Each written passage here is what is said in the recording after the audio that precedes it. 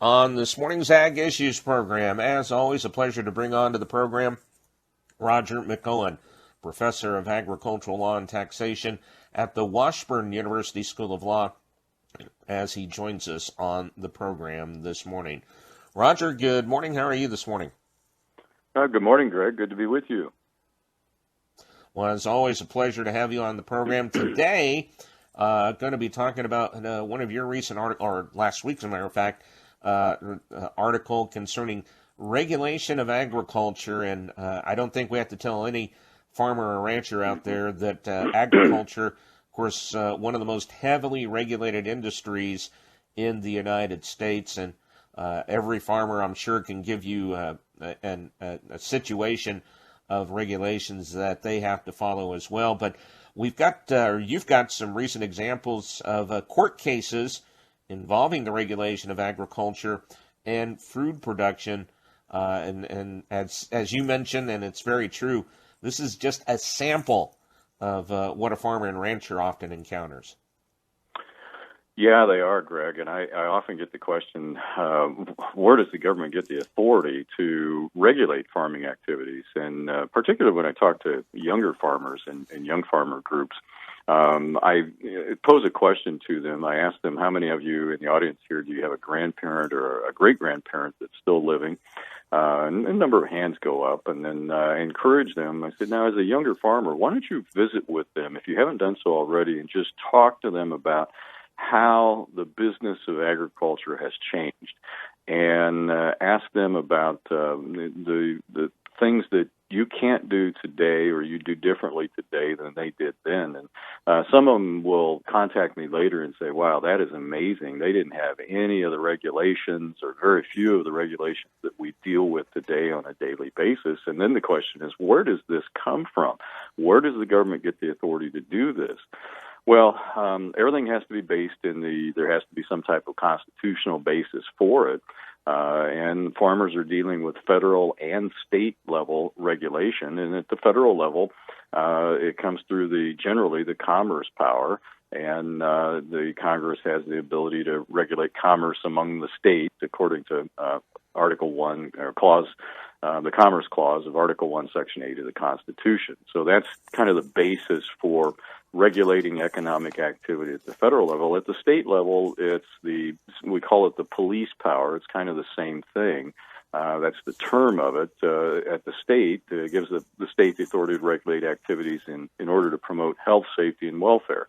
Well, that's pretty broad, and we saw extreme abuses of that in 2020 of the government saying, well, you're an essential business. You're not an essential business. You small business, mom and pop, you have to shut down. But Walmart, you can continue to operate, the big box stores. We saw a lot of abuses of that. And of course, then we saw state governors such as Kristi Noem in South Dakota saying, I don't have the authority to pick and choose to say who is essential and who's not.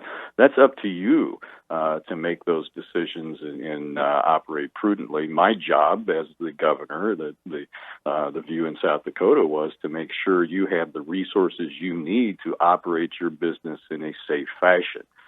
So you saw extreme differences in 2020 in this view. I've been getting, Greg, a lot of questions recently. We talk, I'll get into these cases in just a second, of this executive order back in January, the so-called 30-30 goal of conserving at least 30% of land and waters by 2030. Well, that is a real big concern to farmers and ranchers in this part of the country because they're kind of right in the center of that target. And people asking me all the time, when are you going to write about this and talk about it? I said, well, I don't have any details. There's nothing to talk about. Even the individual, the government regulator at their hearing when they were going to be installed in their position in federal government wouldn't answer any questions. This was the new U.S. Interior Secretary, wouldn't answer any questions at their confirmation hearing about the 30-30 proposal. I don't know what to say. I mean, the government's not giving us any information, but anytime you've got talk of more regulation coming down that's going to restrict land use and restrict what farmers can do in the business of producing food and fiber, it's a real big concern. So that's the background behind these cases that we're going to talk about, Greg, in terms of the government's power to do these things to our farm and ranch businesses. Well, and we'll get to those in just a sec, but you mentioned 30 by 30, not having any details, but as I'm sure you have heard, how that has, pardon the pun, how that spread like a wildfire, concerning many farmers. Oh, yeah. There isn't hardly 2 or 3 days that go by that I don't get another request to speak on that or write on it. And, of course, I've been knee-deep in tax season, and I'm still knee-deep in tax season, and I just can't get to that. And when you try to do research on it, detailed research on it, to be able to talk competently on it, you don't find anything. There's no details. President doesn't talk about it. Interior Secretary doesn't talk about it. We just have an executive order. And that's even more troubling because this is not something that's been a legislative proposal where we've got something that's come through the Congress, it's gone through the process, the constitutional process, and then we have delegated powers to a regulatory body to come up with rules. That's usually what we deal with, whether we're dealing with the EPA, whether we're dealing with OSHA, whether we're dealing with USDA. We usually have a process, at least we know what the rules are, and then we can either challenge the rules as not having been developed properly, not being exposed to the Administrative Procedure Act, or we got something to grab onto. This one, we don't have anything. So it's really hard to talk competently about it other than have a meeting where people can air their grievances about something they've heard. And I'm not sure what we accomplish with that. All right, let's get to some of the cases that you discuss in your article. And one, we go to our neighbors to the east in Missouri, their food labeling law. This has to do, of course, the maker of a vegetarian turkey substitute, who is the plaintiff in this case, but that has had a lot of back and forth. Yeah, that's a relatively new Missouri law that makes it a criminal offense to misrepresent a product as meat that it's not derived from the harvested production of livestock or poultry. And of course, that's upsetting to cattlemen. It's upsetting to poultry producers, where you can have somebody that's not producing that type of fiber, that type of food, and then labeling it in a way where the consumer thinks that, okay, that is real turkey, that is real beef. And so Missouri passed a law said you can't misrepresent your products. If they're vegetarian, you need to clearly label them that they're vegetarian. Don't imply that they're meat-based products. And they said that a violation of the law could result in up to a year in prison plus up to $1,000 fine. And that got challenged by a company that makes these types of products, and that's an alternative protein source. And they this company sought a preliminary injunction. In other words, stop the law from taking effect, and actually stop the state from enforcing the law against us. And the state put on evidence showing how the company can comply with the law, and they noted that a label, if you just put a label on it that clearly states the product was plant-based or veggie or lab-grown or something similar, you're fine. You don't have any problem with the state. And that's what the court said. They said, look, they're not prosecuting you. You have easy ways to comply with this law. This is not overly burdensome to you. Just put a label on it and says that it's not meat-based and we're all good. And so the court refused to grant the injunction on behalf of the company here, and said, no, that law's fine. That's truth in advertising. Roger McEowen, professor of agricultural law and taxation at the Washburn University School of Law, is joining us talking about regulation of agriculture. And we talked about Missouri's food labeling law. Let's get into another recent case, Roger, and this is concerning meatpacking plants and concerning eliminating line speeds, or the pace that it needs to go, and that decision came out recently too. Yeah, and as we talk about this one, I want to paint a picture in people's mind, and I think this sitcom scene is so well known that people know exactly what I'm talking about. There was a scene in a Lucille Ball program when that show was on many, many years ago, where Lucille and her friend were in a chocolate factory, and they were trying to box chocolates that were coming down the line, and the line speed kept getting faster and faster. Do you remember that one, Greg, off the top of your head? Absolutely. And they couldn't keep up with it.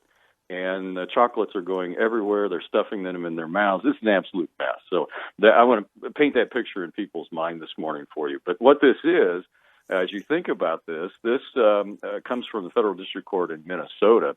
And we've got a couple of statutes that are the underlying guiding principles here. The Federal Meat Inspection Act, that USDA inspectors follow that when they monitor pork slaughter plants to ensure safety and wholesomeness of pork products. And to ensure post-mortem inspections are adequate, the Food Safety Inspection Service regulates the speed of what's called the evisceration lines.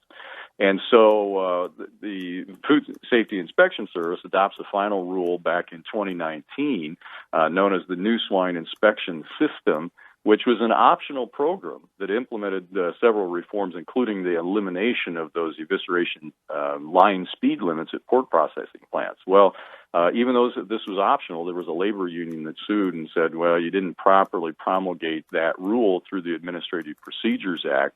And when FSIS and the NSIS promulgated it, they expressly identified worker safety as an important consideration. They got a bunch of comments on that and then proceeded to ignore those comments in producing the final rule.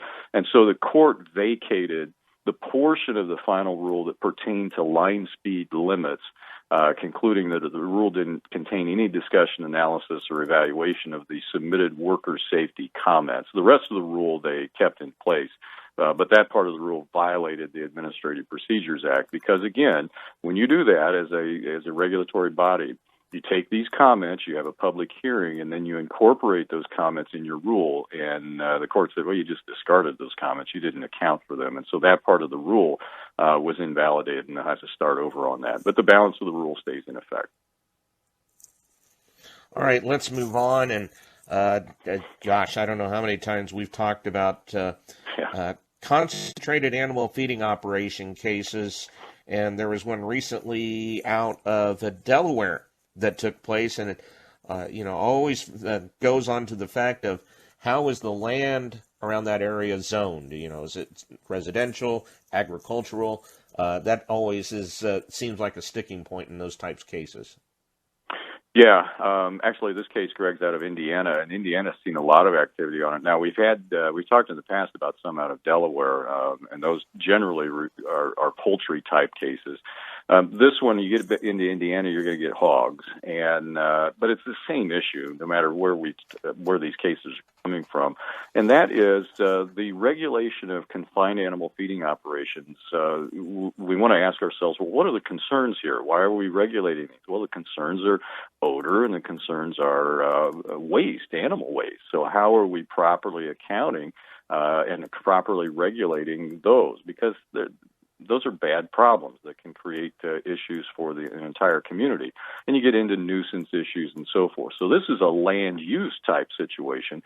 And what it kicks back to is how the local officials are zoning the area. And even a question before that is whether there is county zoning, or do we have just one blanket zoning rule at the state level? Well, a lot of counties, rural counties across the country, the states do allow county zoning. And so here in this Indiana case, you've got the farmers that are in an area that's zoned as agricultural, and they sought and they obtained a permit from the county building commissioner to build several hog barns configured as CAFOs on their property. The neighbors of the farmers asked the zoning board to review the building commissioner's decision to issue that permit, and the zoning board voided it and determined that the farming zone didn't recognize industrial ag uses. They said, okay, this isn't ag, this is commercial. And that's going to be the issue you get in a lot of these situations. What's ag? And then that's going to kick us back to state law. Did the state legislature give us a definition of what ag is for purposes of these zoning rules? And so it goes to the trial court, and the trial court ruled the trial court noted that the zoning ordinance specifically permitted animal husbandry as well as raising and selling hogs and erection of barns. And they said that looks like ag to us. and the zoning ordinance clearly indicated that the hog raising operations were permitted use. And they said, well, county, you could have excluded CAFOs or put other restrictions on them, but you didn't do that. And so the trial court held the zoning board's decision was reversed, and the building commissioner's decision to issue the permit to the farming operation was fine. It goes on appeal, and the neighbors again argued the zoning ordinance was ambiguous because it did mention CAFOs, and the appellate court in Indiana agreed with the trial court and said, look, the zoning ordinance at the local level didn't set a limit on the scale of permitted uses in ag zones. So you could raise hogs in any quantity, and it's still agriculture. Now, you're not going to get that same result everywhere across the country. The point of this one is this kicks back to local officials to set the rules. And you got to be careful in the way you define things depending on what your community actually wants. So you have to give a lot of thought to these things as a local official when you've been delegated the power. And Roger, as we wrap this up, one thing about this, and it's safe to say that that we've seen the tide change as far as this is concerned. I mean, this isn't relative that it's just happened here, but with the new administration and everything else, it seems the worry factor in this is going up versus trying to be lessening, I guess. Yeah. In fact, in my primary treatise on agricultural law, the main case that I talk about that really kind of is the first case out there in this part of the country on large-scale animal agriculture is Bauer against hog builders, and that's up in that area along Highway 36 between Cameron, Missouri, and St. Joseph, Missouri. That was a hotbed area for a number of years, and that was 50 years ago, over 50 years ago. So this is not new, but you're right. With the change in administration, we got a lot of farming operations across the country. Farmers and ranchers not only are really scared about what might happen on the estate tax side of things and the income tax basis issue. Boy, I can't tell you how many calls and emails I get, primarily from farm wives, about that one. But this whole regulation issue, and then you throw in the 30 by 30 on top of this, and yeah, it's kind of a nervous time in agriculture right now. All right, well, Roger, we are out of time, but as always, appreciate you joining us on the program, and we'll talk to you in a couple of weeks. Thank you, Greg. That is Roger McEowen, Professor of Agricultural Law and Taxation at the Washburn University School of Law, as he joins us on the Ag Issues program here on 580 WIBW.